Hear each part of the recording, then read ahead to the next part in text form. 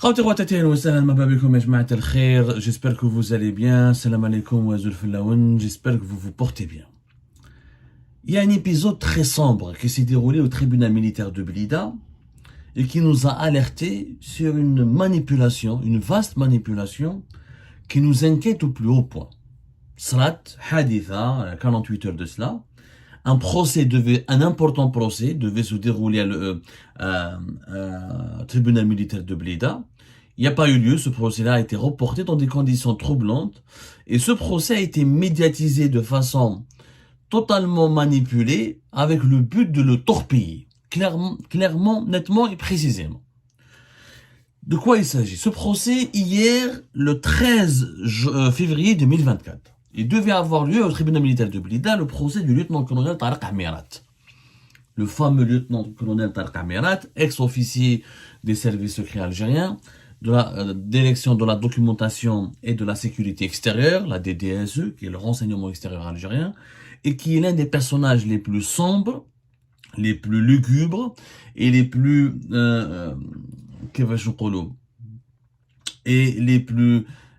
intrigants de ces 2 dernières années au sein de l'appareil sécuritaire algérien.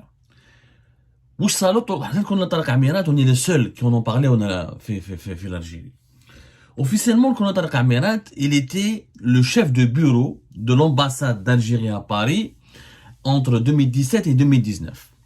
Auparavant, il était le responsable, en 2016, il était le responsable du bureau de sécurité de l'ambassade d'Algérie à Rome. Les bureaux de sécurité des ambassades d'Algérie, ce sont des bureaux des services secrets. C'est-à-dire que ce sont les services secrets algériens qui ont leur propre bureau, qui, à travers ce bureau, ils assurent de leur coopération, de leur collaboration avec les services secrets du pays hôte, avec lequel l'Algérie a des relations bilatérales. Et ce bureau est utilisé pour surveiller, s'informer, se documenter, faire des rapports sur les intérêts de l'Algérie, comment ils sont représentés dans ce pays-là, ou là sur les mouvements, les activités de la diaspora algérienne présents éventuellement dans ce pays-là. Retenez que le bureau de sécurité est un organisme qui relève des services secrets et qui est géré par la direction de la documentation de la sécurité extérieure, le renseignement extérieur algérien. Tariq Amirat, c'est la 2e fois qu'il se retrouve en prison. La première fois, c'était l'été 2019, il a été arrêté. Ensuite, libéré début février 2020, après la mort de Gaïd Salah. Parce qu'à l'époque, la DCSA, Direction centrale de la sécurité militaire de l'armée, l'avait arrêté dans le sillage de la chute du régime de Bouteflika. Il a été rappelé à Alger. Le bureau de sécurité de l'ambassade de Paris parce qu'il était proche de Saïd Bouteflika. En réalité, son frère. Il a un frère. Il était l'ami de Saïd Bouteflika. Et Saïd Bouteflika était à l'origine de sa promotion à la tête du bureau de sécurité de l'ambassade d'Algérie à Paris, alors qu'il était même pas colonel à l'époque. C'est très rare où un capitaine ou là quelqu'un qui a un grade inférieur à colonel puisse diriger le bureau de sécurité de l'ambassade d'Algérie à Paris, qui est le bureau de sécurité le plus sensible, le plus important et le plus stratégique des services secrets à l'étranger. Services secrets algériens. À l'époque, il y a une affaire complot et atteinte à la hiérarchie militaire parce que il avait dirigé une délégation juste avant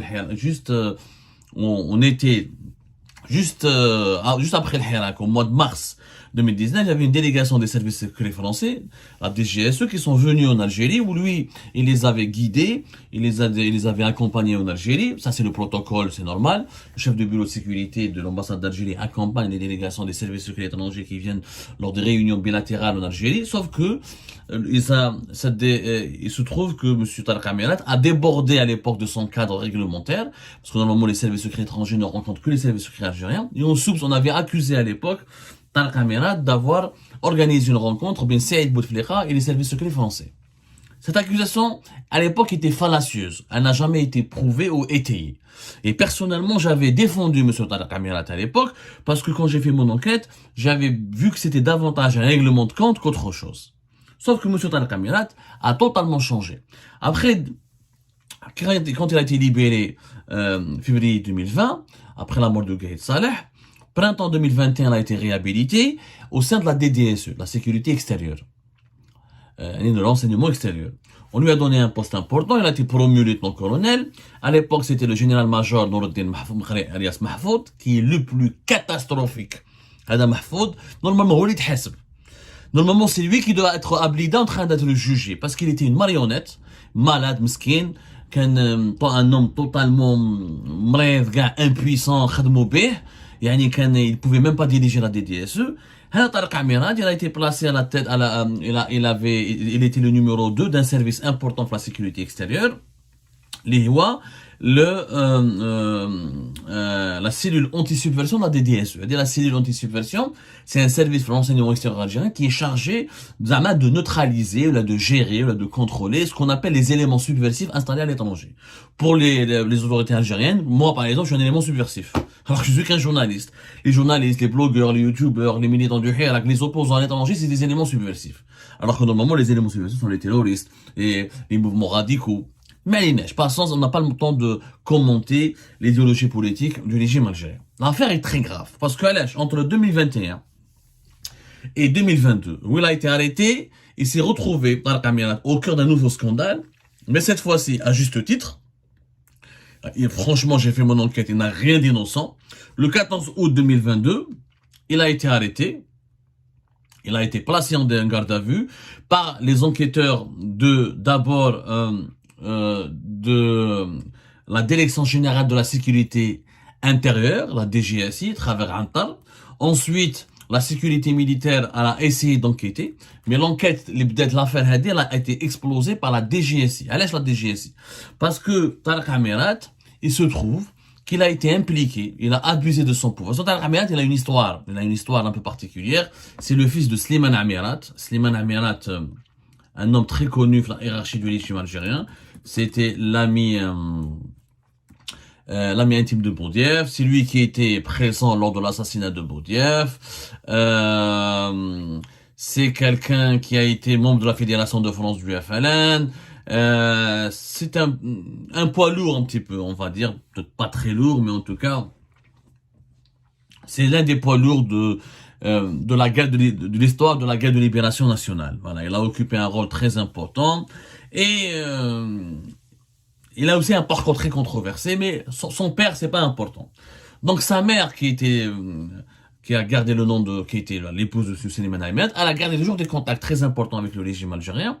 Et la réhabilitation, la sortie de prison de Tarek Amirat à l'époque après la mort de Gaïd Salah et sa réhabilitation et sa nomination ensuite au sein de l'enseignement extérieur est entièrement expliquée par l'influence de sa mère qui elle-même racontait à Alger qu'elle connaissait personnellement Saïd Chengriha et qu'elle aurait demandé la réhabilitation de son fils et son réintégration au sein des services secrets algériens. Donc je t'arrive au bouc, ce n'est pas n'importe qui Tarek Amirat. Il descend d'une famille importante.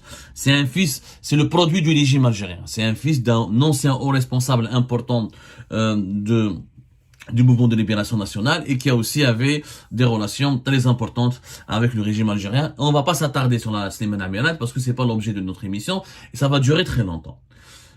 علاش دخلوه الحبس en août 2022. Slimane Amirat, le temps qu'on a Slimane Amirat, on en a parlé fait Algérie Part, on a toute une enquête là-dessus. On a été le seul média qui a fait exploser cette affaire. Disons même qu'on avait, de 2021 à 2022, on était le média qui a provoqué indirectement, je dirais, en toute humilité, pour ne pas dire directement, pour rester modeste, l'enquête et on a fait mobiliser une enquête de la DGSI. Parce que Tarek Amirat, mais d'autres officiers importants, dans l'enseignement extérieur, ils avaient manipulé la direction centrale de la sécurité militaire. Parce que Tarek Amirat, quand il y a Omar Ouelzmeli, Omar Ouelzmeli, c'était le frère du général-major Sidi Ali Ouelzmeli, qui dirigeait la DCSA de 2020 jusqu'à 2022. Pendant 2 ans. Où Tarek Amirat, avec d'autres collègues, ils ont utilisé leurs fonctions au sein de l'enseignement extérieur algérien, notamment fait de la cellule anti-subversion. Ils faisaient des courriers, des faux rapports, ils bidonnaient des rapports, ils inventaient des fausses informations, car des fois ils faisaient même des lettres anonymes. Ils envoyaient ça à la DCSA par le biais de Omar, colonel Omar, qui était le frère du général Sidi Ali Ouelzmeli. Le colonel Omar a été aussi arrêté fin août 2022. Il s'était en prison Fiblida, dès qu'elle a été transférée, nous avons pu apprendre au cours de nos investigations qu'il a été transféré après à la prison de Koléa pour une affaire civile, pour une affaire de corruption. Donc, les deux têtes pensantes de ce complot, parce qu'il y avait un véritable complot, et Tarek Amirat et un certain nombre d'officiers de la sécurité extérieure, menant une certaine Asia, qui est une civile, mais qui dirigeait le bureau de sécurité du consulat général d'Algérie ici à Paris, qui est située à Nation, place de la Nation. Un certain commandant Abdelrahman, qui dirigeait le bureau de sécurité du consulat de Créteil, Omar Adaoul Zmelli. Ils ont essayé ensuite Hossein Boulahia, qui était le supérieur hiérarchique de Tarek Amirat. Il avait été désigné, il avait été cité dans cette enquête, mais lui n'a pas été inquiété, il n'a pas été mis en prison, il a été juste placé sous contrôle judiciaire. Mais l'implication de Tarek Amirat a été démontrée et il a été incarcéré par le colonel Omar. Alors, le colonel Omar et Tarek Amirat, ils ont fait quelque chose d'extrêmement dangereux, qui a été dénoncé par Algérie Part. Ils faisaient un certain nombre de courriers, de faux rapports, de lettres anonymes, pour manipuler la DCSA. Au général Sidi Ali Ouzmeli, il provoquait les enquêtes, il demandait des enquêtes sur la base des informations manipulées, erronées, ou des lettres anonymes qui lui faisaient parvenir Tarek Amirat par le biais de son frère. Donc, derrière un réseau, bien la sécurité militaire, ou bien, comment on appelle ça, de l'enseignement extérieur, pour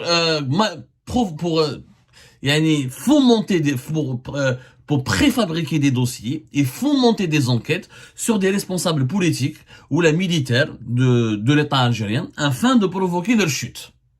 Il provoque des enquêtes pour que la DCSA enquête sur des colonels, sur des généraux, ou là même sur des membres du gouvernement, ou là même sur des conseillers d'Abdelmajid Tebboune, ou Saïd Chengreh à son cabinet recevait ensuite des rapports basés sur ces informations manipulées, sur ces rapports bidonnés et élaborés juste dans le but de nuire à des adversaires politiques, à des officiers, ou à des personnalités politiques qui gênaient les intérêts de ce clan. Parce que derrière un clan, Tarek Amirat, le colonel Omar, derrière un clan, un réseau, ils étaient en train de comploter.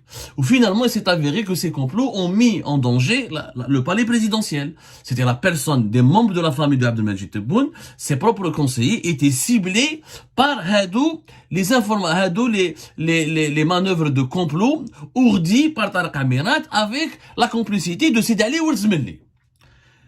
Arrestation, emprisonnement, et le dossier a été remis à la justice militaire de Blida. De août 2022, quand l'affaire, il fallait juste programmer le procès. Le procès était prévu hier, le 13 février 2024. Presque une année et demie après l'affaire. D'ailleurs, l'affaire a été étouffée, plus personne n'en a parlé, alors que s'agissait quand même des accusations sont extrêmement graves. Je dis bien extrêmement grave. Début septembre 2022, Sidi Ali Ouzmeli a été limogé, il a été remplacé à l'époque par le général Abdelaziz Nuit Chouetar, alors que son frère était en prison. Lui, il avait été impliqué, il se retrouve sur le banc des accusés, parce qu'on l'avait accusé de vouloir, d'avoir couvert les agissements de ces comploteurs, d'avoir été l'un de leurs complices, parce que des enquêtes et des rapports ont été rédigés, des rapports accablants contre certaines personnalités, dont des conseillers importants de Tebboune et dont certains généraux officiers qui entretenaient des relations personnelles compliquées avec les officiers comploteurs ont été rédigés, des rapports ont été rédigés, et c'est des rapports vraiment accablants et qui auraient pu obliger ou la contraindre la justice militaire à prononcer des placements en détention provisoire, par exemple. Donc, c'était des manœuvres de déstabilisation extrêmement dangereuses. L'affaire Habset, le procès devait commencer hier plutôt, le 13 février 2024. 24 heures après ce procès, il dit Hicham Aboud, qui n'a pas de source, qui n'a plus de contact avec des sources bien informées au sein du régime algérien, étant donné qu'il est exilé au Maroc, il vit à Casablanca, et qu'il adopte lui-même un discours très pro-marocain, où c'est libre à lui, à la kulli hal, sauf qu'à l'époque, comme en Algérie, les sources sécuritaires, etc., ne communiquent pas ou ne donnent pas des informations à quelqu'un qui mahroug. Mahroug, خلاص, عايش في Casablanca, il demande la nationalité marocaine, connaissant bien le fonctionnement des autorités du régime algérien, même les gens qui sont à l'intérieur et qui sont opposés à ce régime, ils ne vont jamais s'aventurer à donner des informations à Hicham Aboud. D'ailleurs, ces derniers temps, vous voyez les informations de Hicham Aboud, toutes des fake news. Il a défendu Farizeddine Bencheikh, patron de la police. Tout ce qui est contre, par exemple, les services secrets ou les institutions militaires, il les défendait. Il a transformé Farizeddine Bencheikh en un héros. Il met les enfants de Gaïs Salah a été les fake news. Une fois le fils de Gaïs Salah a été arrêté, alors qu'il n'a même pas été retrouvé. Des fake news parce qu'on met un douche des sources. Sauf que, le 12 février 2024, il publie une vidéo dans laquelle il dit qu'il y a un procès, tel qu'on a dans la caméra, que le témoin de ce procès, il donne des informations qui sont vraies. Et c'est vrai que le principal témoin de ce procès, c'est l'ex-consul d'Algérie à Alicante, le colonel, le colonel Boualam Ben Nasser, et dont je vais vous rappeler que nous avons déjà fait une émission sur lui, où Hicham Aboud كبر الحكاية. قال لك soi-disant, parce qu'il y a un seul témoin في البروسي هذايا. Il y a des personnes qui sont placées en détention, d'autres personnes qui sont placées sous contrôle judiciaire, et une personne qui est témoin. Le seul témoin de cette affaire, c'est le colonel Ben Nasser Boualam, qui était l'ex-consul d'Algérie, في Alicante, et qui a une histoire tout à fait extraordinaire, puisque l'ex-consul Hadaya, je vous l'émission du 14 octobre 2023, on en a parlé, on a donné tous les détails. Il avait été arrêté, il avait été placé en garde à vue parce que en octobre 2023, il avait été soupçonné d'être à l'origine des fuites d'informations qui ont permis à Amir DZ, un autre cyberactiviste établi à Paris, le concernant. À l'époque, Amir DZ parlait de la DDSE, il parlait d'un certain colonel Mouad, qui lui-même, qui est actuellement le patron de cette fameuse cellule anti-subversion de la DDSE dont je vous ai parlé tout à l'heure. Et il y avait des informations des accusations extrêmement graves qui avaient fuité, qui a été véhiculées par l'Amir DZ. Et on avait soupçonné Boualam Ben Nasser d'être la source de Amir DZ. Voilà, grosso modo. Il avait été arrêté, Boualam Ben Nasser. En bad, il a été placé en garde à vue, il a été soumis à une enquête, il a été interrogé par les enquêteurs de la DCSA, de la sécurité militaire. On a fait Algérie part que c'était donc, il avait même été en garde à vue dans une caserne à Béchar, que son arrestation avait été ordonnée directement par le commandant de la 3e région militaire, qui avait reçu l'ordre de procéder à l'arrestation de Boualam Ben Nasser par le directeur de cabinet de Saïd Chengriha. Alors, Boualam Ben Nasser, il était à Alicante, ensuite il a eu une disgrâce, il a été comme on dit, mis à l'écart par les services secrets, par l'enseignement extérieur, par la nouvelle équipe dirigeante Lijet, notamment depuis l'arrivée en septembre 2022 du général-major Mohamed Jabbar. Ils l'ont affecté à Béchar en guise de punition. Parce que déjà, Hadalo Gradé, il avait déjà un problème à la DCSA, parce qu'en 2021, quand il a été affecté à Béchar dans la 3e région militaire, auparavant, on lui avait demandé, la direction de la DCSA lui avait demandé de faire un témoignage concernant Boualam, le conseiller le plus puissant et le plus proche d'Abdelmajid Tebboune, et le fils de Tebboune, et le fils de Boualam. Quand il était à Alicante, toi, t'as des informations, parce qu'il était à Alicante jusqu'à mars 2021. La DCSA lui avait demandé de faire un témoignage accablant contre Boualam et son fils, qui aurait fait des affaires de trafic, d'enrichissement illicite, d'achat de biens immobiliers, des comportements de délinquance financière et de délinquance morale, parce que le fils de Boualam on lui a même imputé une affaire de drogue, etc. Ouada Boualam Ben Nasser a refusé de témoigner. Alors maintenant, j'ai pas ces informations, je n'ai pas de preuves, je ne veux pas apporter mon témoignage contre Boualam, ou là contre son fils, ou là je ne peux pas affirmer qu'ils avaient des relations affairistes avec l'un des fils de Boune. Il a refusé. Selon, c'est ce qui a expliqué, c'est ce qui a justifié, ou là ce qui a provoqué ensuite sa disgrâce. Alors on a fait Béchar. Mais il se trouve que le colonel Ben Nasser Boualam, avant d'être à Alicante, il était le chef de bureau de sécurité du consulat de Bobigny à Paris, de 2010 à 2013, et qu'il est l'un des plus anciens, l'un des plus expérimentés officiers du renseignement extérieur, et que lui, il est à l'origine il est l'un des témoins pratiquement, d'après nos investigations, c'est le seul témoin clé fait l'affaire Tariq Amirat. C'est lui qui avait témoigné, voilà, effectivement, il avait des informations en sa possession. Les Tariq Amirat et ses complices, et certains de ses complices au sein du renseignement extérieur, comme Boualem Ben Nasser est un enfant de la boîte, de la DDSE, effectivement, attendant des informations précises et détaillées qui ont permis à la caserne Antar, la DGSI, sa principale base de logistique, son principal centre opérationnel, c'est Antar, donc de mettre ensuite en cause Tariq Amirat et ses complices dans le cadre de cette fameuse enquête d'un démantèlement sur un réseau de comploteurs. Et c'est Boualem Ben Nasser qui témoigne, qui a donné des informations précieuses.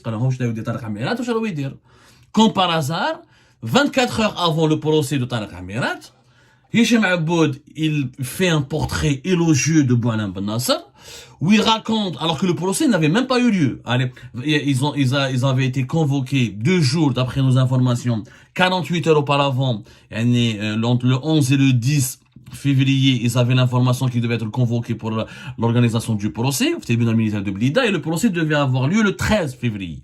Le 12 février, Hicham Aboud, ça se voit que c'est une grosse manipulation, parce qu'il raconte que le procès a eu lieu, ou quoi, Boualem Ben Nasser, il a fait un témoignage contre Shengriha, où il a raconté que c'est Shengriha qui est à l'origine du complot, et que c'est lui qui utilisait Tariq Amirat ou Sidi Ali Oulzmelli pour torpiller Abdelmajid Tebboune, torpiller Boualem, et provoquer un schisme au sein du régime algérien. Des informations de Hicham Aboud totalement fausses et hallucinantes.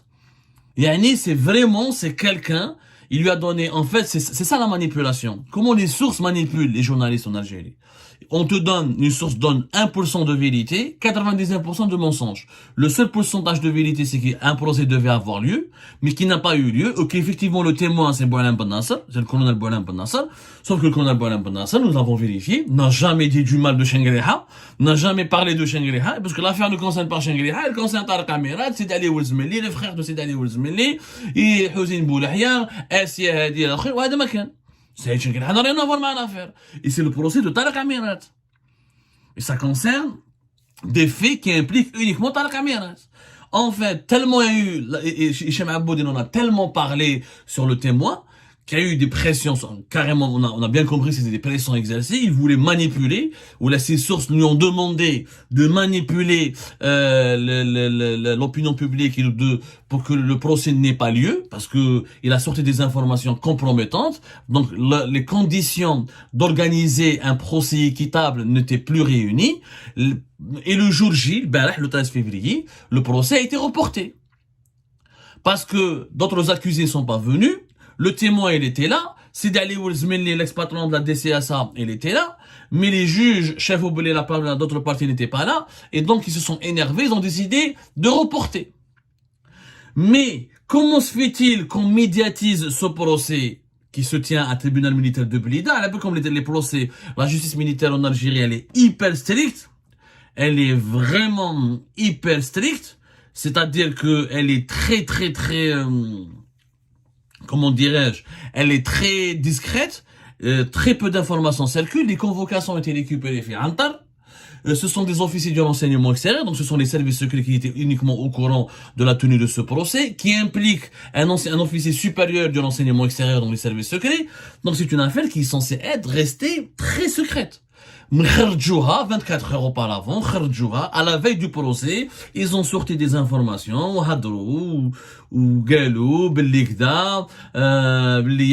donc, en fait, ils ont saboté le procès. Il y a des parties, ceux qui ont donné les informations à Hicham Aboud, dont la majorité étaient fausses, parce que le témoin de Boualem Ben Nasser, d'ailleurs c'est pas la première fois qu'il est impliqué, qu'il est médiatisé. Comme il a été arrêté en octobre 2023, c'est lui la source de Amir DZ. Ensuite, il y a eu une enquête, il a été disculpé parce qu'il n'y avait pas de trace. C'est qu'un vieux Bachar apparemment, donc il n'avait rien à voir. On ne sait pas qui sont les sources de Amir DZ. Et c'est rare où Hicham Aboud dit du bien d'un officier du service secret algérien. Donc, qu'est-ce qui se cache? Il y a Anguille sous roche. Ouada Colonel Boualem Ben Nasser n'est pas n'importe qui. Son père, c'était le général Arabi Ben Nasser, qui est mort au début septembre 2005, qui a été l'ex-directeur de la justice militaire. Où, à chaque fois qu'on parle du colonel Ben Nasser, que ce soit notamment Hicham Aboud ou la MRDZ, il y a quoi le dossier à la réconciliation nationale?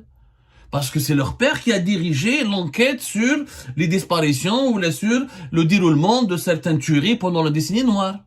Donc, on a l'impression que le colonel Boualem Ben Nasser et sa famille sont instrumentalisés ou sont utilisés pour, comment dirais-je, pour torpiller une enquête ou un processus judiciaire qui implique des officiers du renseignement extérieur et de la sécurité militaire. Car la justice militaire, elle est sous pression et on exerce des pressions sur elle pour l'empêcher de juger convenablement, c'est d'aller au Esmeli ou notamment à Tariq Amirat.